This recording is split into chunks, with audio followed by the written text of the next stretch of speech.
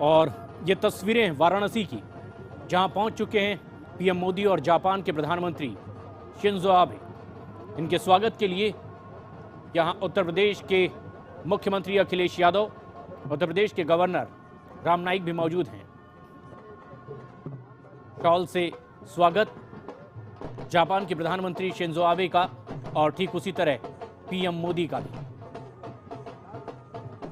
अगवानी के लिए खुद एयरपोर्ट पर मौजूद हैं उत्तर प्रदेश के मुख्यमंत्री।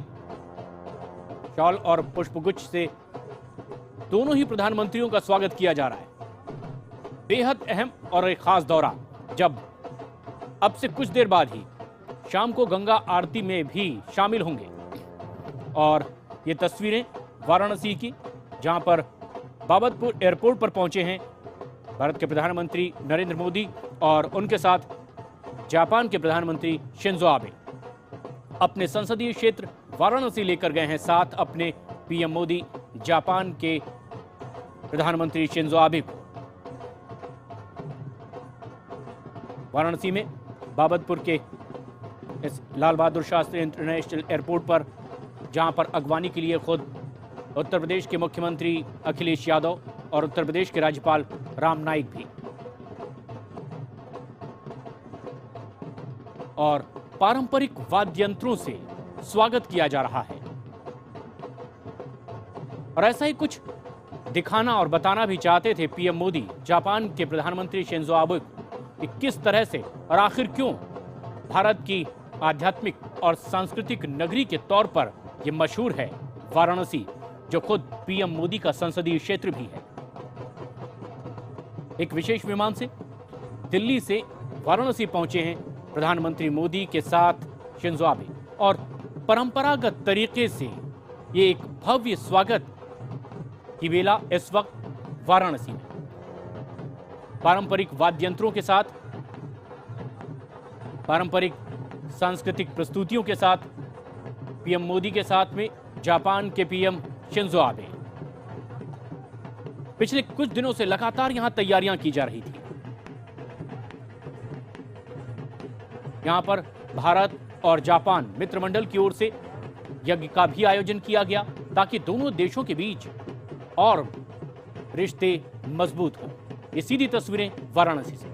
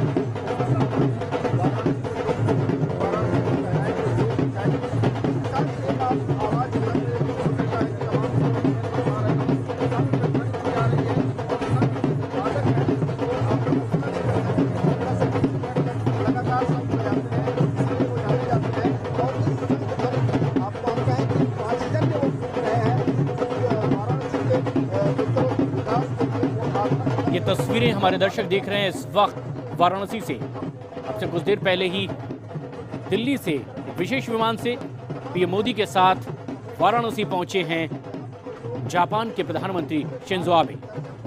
सांस्कृतिक और पारंपरिक तरीके से ये एक भव्य स्वागत।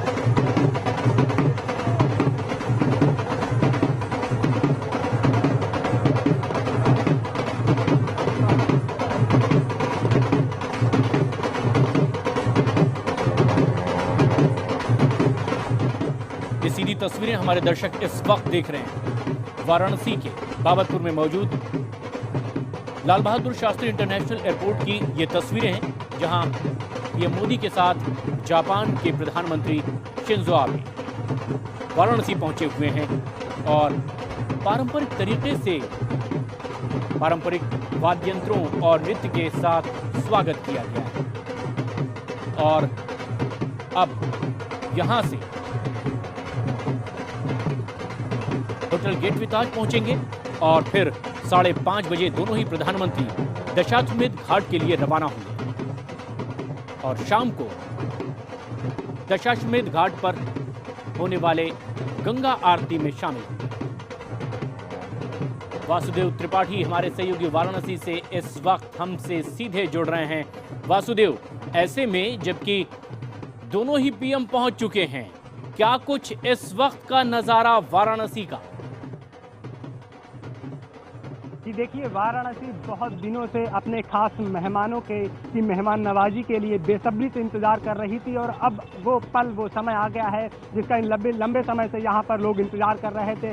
वाराणसी में किस तरह से अपने सांस्कृतिक रंगों के साथ साथ किस उल्लास से लोग दोनों खास मेहमानों के, विशेष रूप से जापान के प्रधानमंत्री शिंजो आबे के स्वागत के लिए उत्साहित थे, ये हमने आपको पिछली कई रिपोर्ट्स में दिखाया। हमने आपको तमाम वो रंग दिखाए जिस तरीके से लोग पिछले कई दिनों से स्वागत के लिए इंतजार कर रहे थे।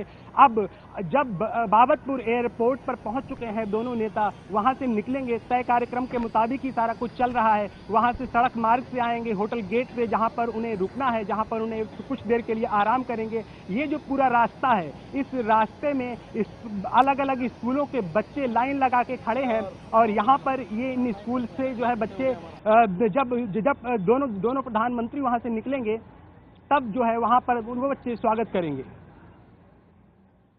बिल्कुल वासुदेव, बने रहे हमारे साथ। ये तस्वीरें हम अपने दर्शकों को दिखा रहे हैं कि किस तरह से पीएम मोदी अपने साथ जापान के प्रधानमंत्री शिंजो आबे को लेकर के अपने संसदीय क्षेत्र वाराणसी पहुंचे हैं। ये वही वाराणसी है जिसे हिंदुस्तान में आध्यात्मिक और सांस्कृतिक नगरी के तौर पर भी जाना जाता है। अब से कुछ ही पल पहले की यह तस्वीर, जब बाबतपुर एयरपोर्ट पर पहुंचे दोनों ही प्रधानमंत्री, किस गर्मजोशी के साथ उनका स्वागत किया गया, किस पारंपरिक तरीके के साथ उनका स्वागत हुआ है, ये तस्वीरें वो बयां कर रही है। और उनकी अगवानी करने के लिए उत्तर प्रदेश के मुख्यमंत्री अखिलेश यादव और राज्यपाल महोदय राम नाईक साहब भी यहां मौजूद थे और शॉल और पुष्पगुच्छ देकर उनका स्वागत किया गया है। और उसके बाद पारंपरिक वाद्य यंत्रों और पारंपरिक नृत्य के साथ उनका स्वागत किया गया है। बाबतपुर एयरपोर्ट वो पहुंच चुके हैं और यहां से रवाना हो चुके हैं अब होटल गेटवे ताज के लिए और 5:30 बजे दशाश्वमेध घाट पर पहुंचेंगे, जहां पर गंगा आरती में वो शरीक होंगे। लेकिन खास बात यह भी है कि खासी तैयारियां यहां गंगा घाट पर की गई है, जहां पर सिक्योरिटी के खास इंतजामात हैं। तकरीबन 3 हिस्सों में बैरिकेडिंग लगा दी गई है और ये वो जगह है जहां पर तैयारियां पूरी की गई। कुछ देर पहले की यह तस्वीर एयरपोर्ट पर जब पहुंचे दोनों ही प्रधानमंत्री, और गंगा घाट में भी खास तैयारियां, जहां कुछ ही देर बाद दशाश्वमेध घाट पर गंगा आरती में शामिल होंगे, जिसके लिए खास तैयारियां। और दोनों ही देशों के बीच सांस्कृतिक संबंधों को मजबूत करने के साथ साथ किस तरह से आपसी दोस्ती और मजबूत की जाए, व्यापारिक रिश्तों को किस तरह से और मजबूत किया जाए, प्रगाढ़ किया जाए, उसी दिशा में बढ़ते पीएम मोदी के ये कदम और उनके साथ जापान के प्रधानमंत्री शिंजो आबे। अब से कुछ देर पहले की ये तस्वीरें हमारे एग्जीक्यूटिव एडिटर एमके झा इस वक्त हमसे सीधे जुड़ रहे हैं। एमके, जिस तरह से पीएम मोदी अपने साथ लेकर गए हैं शिंजो आबे को वाराणसी अपने संसदीय क्षेत्र में, भले ये आध्यात्मिक नगरी, सांस्कृतिक नगरी के तौर पर जानी जाती है, लेकिन क्या कुछ इसके पीछे संदेश भी है? क्यों कर वो वाराणसी लेकर गए जापान के प्रधानमंत्री को? देखिए, इसकी दो वजह हैं। एक तो पहली वजह यह है कि रेसिप्रोकेट कर रहे हैं प्रधानमंत्री मोदी, खास करके जब वो जापान गए थे और जिस तरीके से उनका स्वागत वहाँ के प्रधानमंत्री ने किया था, जापान ने उनका स्वागत किया था, तो एक तरह से रेसिप्रोकेट भी कर रहे हैं। दूसरी तरफ कम से कम एक जो इस तरह के इंगेजमेंट होते हैं दोनों देशों के बीच में, ये अक्सर हमेशा दिल्ली तक आकर सिमट कर रह जाते थे।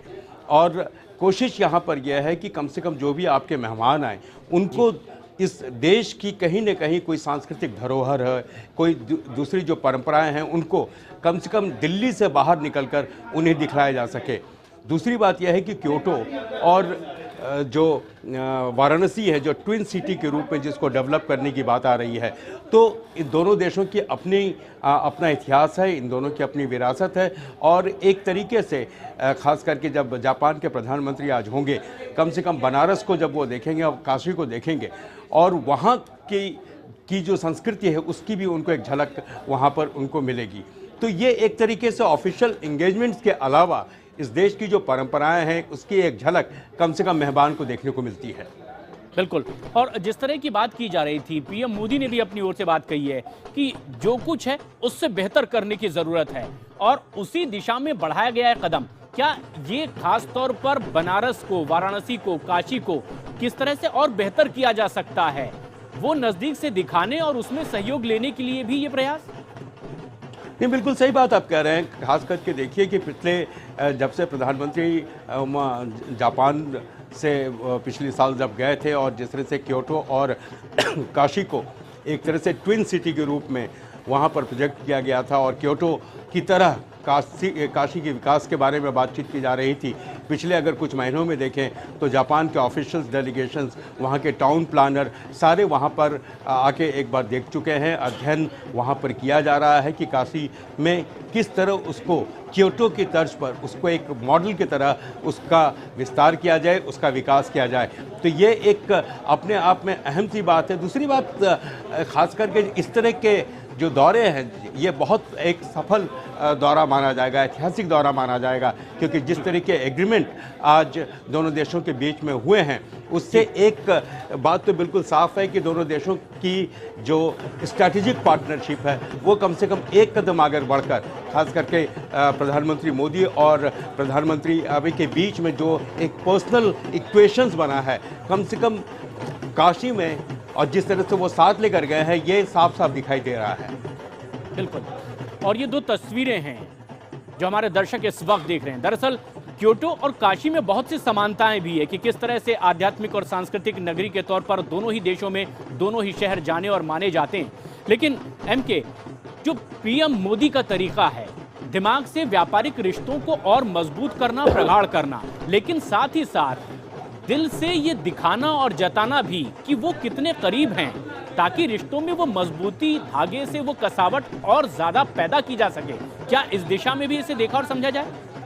देखिए, दो चीज़ें यहाँ पर कहना चाहूँगा। पहली बात तो ये कि जब ये समझौता हुआ था क्योटो के तर्ज पर काशी का विकास किया जाए, तो बहुत जाहिर सी बात है कि अब तक जो ये कोशिश की जाती थी कि जो यहाँ के बड़े हमारे मेहमान आ रहे हैं, खास करके स्टेट विजिट पर, तो उनको दिल्ली तक सीमित रखा जाए या फिर बड़े बड़े शहरों में ही उनका स्वागत किया जाए। काशी जैसी जगह पर खास करके वहाँ के जो मौजूदा अभी हाल हैं और हालात हैं, जिस तरह से देखिए वहाँ गंदगी है और उस तरह से जिस तरह से उसका विस्तार होना चाहिए था वो नहीं हुआ था।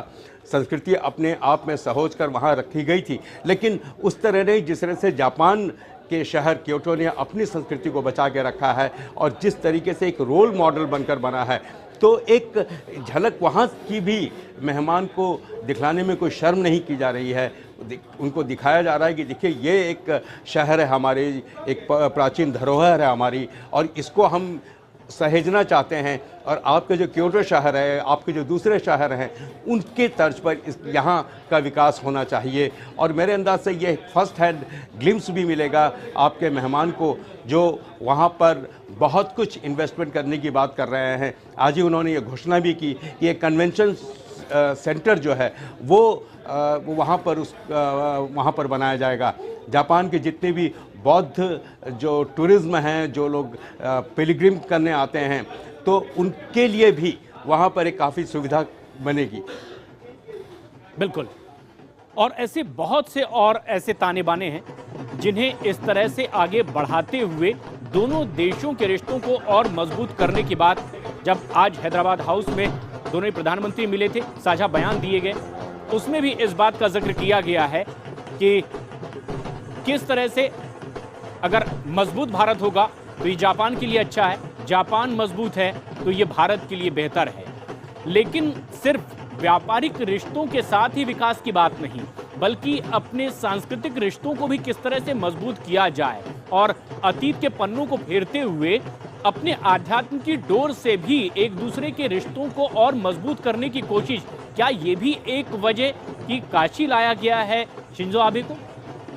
देखिए, इसके पीछे की जो एक फिलॉसफी है उसको समझना पड़ेगा, खास करके जो ईस्ट की पॉलिसी है, एक्ट ईस्ट की पॉलिसी, नरेंद्र मोदी ने इसको एक फ्रेज कॉइन किया था। इसके पहले अटल बिहारी वाजपेयी के ज़माने में लुक ईस्ट की पॉलिसी वहाँ पर थी, तो वहाँ से एक कदम आगे इसको बढ़ाने की उनकी कोशिश है। दूसरी बात, अगर आप देखें वेस्ट और ईस्ट के बीच में जो एक बड़ा डिफरेंस है, एक भावनात्मक संबंध की जो बात हम बात करते हैं कि कहीं न कहीं जापान और भारत में लैंग्वेज बैरियर हो, रहन सहन का बैरियर हो, लेकिन भावनात्मक तरीके से जुड़ने की एक कोशिश है, खास करके पीपल टू पीपल कॉन्टैक्ट की जो हम बात करते हैं, चाहे वो धर्म के नाम पर हो।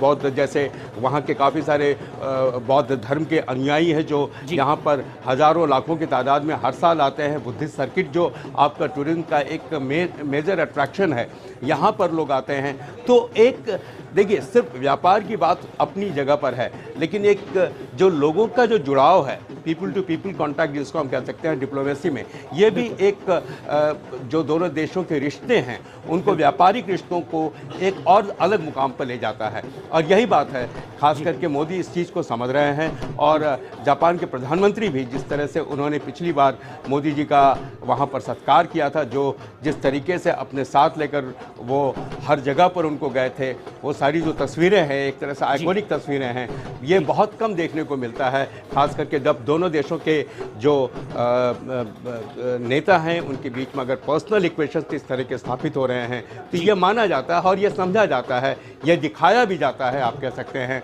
कि ये जो दो देश हैं वो आपस में कितने करीब आ रहे हैं। बिल्कुल। और दोनों ही देशों के रिश्तों को और मजबूत करने के लिए आगे बढ़ाए गए ये कदम जो दिल्ली से वाराणसी तक बढ़े। वाराणसी में ही मौजूद हैं हमारे सहयोगी वासुदेव त्रिपाठी, वो भी लगातार हमारे साथ बने हुए हैं। वासुदेव, जिस तरह से सुरक्षा के पुख्ता इंतजामात हैं, बैरिकेडिंग की गई है, लेकिन बहुत से बैरियर तोड़ने की भी कवायद यहाँ पर कि सिर्फ व्यापारिक रिश्ते ही मजबूत ना हो, बल्कि दोनों देशों के बीच दिलों के तार भी जुड़ें। पारंपरिक तौर पर क्या कुछ और यहाँ पर व्यवस्था की गई है? कुछ जो ऐसे कलाकार जो मौजूद रहेंगे जिनसे मुलाकात होगी, क्या कुछ रूपरेखा आज शाम तक के कार्यक्रम की? जी देखिए, जब अटल बिहारी वाजपेयी की सरकार बनी थी तो उन्होंने अपने अमेरिका विजिट में एक बात कही थी। उन्होंने एक शब्द गढ़ने की कोशिश की थी कि नेचुरल अलाइज, अमेरिका और भारत नेचुरल अलाइज है। जो प्रधानमंत्री नरेंद्र मोदी हैं वो जापान के साथ उसी नेचुरल अलाइज होने के रिश्ते को, उस जो है स्वाभाविक दोस्ती को दिखाना चाहते हैं। उसी कड़ी में उनको यहाँ पर लाया जा रहा है और उसी कड़ी में तमाम सांस्कृतिक कार्यक्रमों का आयोजन किया जा रहा है। दशाश्वमेध घाट पर गंगा आरती का जो दर्शन करेंगे, उसके बाद दोनों नेता होटल जाएंगे, वहाँ पर सांस्कृतिक कार्यक्रमों का आयोजन किया जाएगा, जहाँ पर तमाम मेहमानों के साथ में, काशी के तमाम गणमान्य लोगों के साथ में 1 घंटे सांस्कृतिक कार्यक्रमों में दोनों नेता भाग लेंगे। शुक्रिया वासुदेव आपका इस पूरी जानकारी के लिए। हमके आपका भी बहुत बहुत शुक्रिया हमसे जुड़ने के लिए। तो एक खास कार्यक्रम दशाश्वमेध घाट पर गंगा आरती होगी और रात में जब एक खास कार्यक्रम जहां कुछ मशहूर हस्तियां भी इस कार्यक्रम में शिरकत करेंगी।